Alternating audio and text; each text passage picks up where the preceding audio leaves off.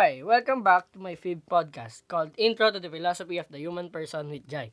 For today's guest, I will gladly to introduce also from the Silang Cavite, in which he is a popular student. And by the way, the topic for today is the human person, its limitation and possibilities for transcendence. I am your host Jai. I have a blog site called Jai's Personal Blog. It talks about my activities from my school. And also, I am a STEM student. Alright, Carlito. Welcome to the fifth episode of Intro to the Philosophy of the Human Person with Jai. Can you briefly introduce yourself so the readers can know a little about yourself before we start? Okay. Again, my name is Carlito, and I'm currently taking agricultural engineering in PUP Margondon.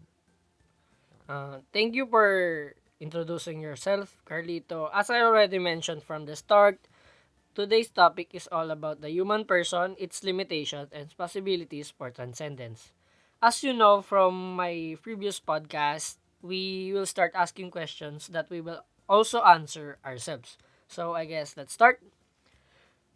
Okay, for the first question, what are the three types of limitations? The three types of limitations are known as bodily and personal limitations, social limitations, and environmental limitations. Thank you for that, Jai.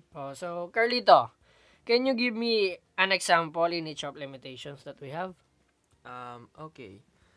For the bodily and personal limitations, the example for this is our physical features.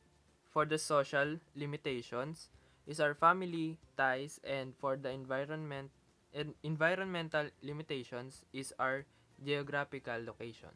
Do you think we can make our limitations into possibilities? Of course, yes. We can make them into possibilities.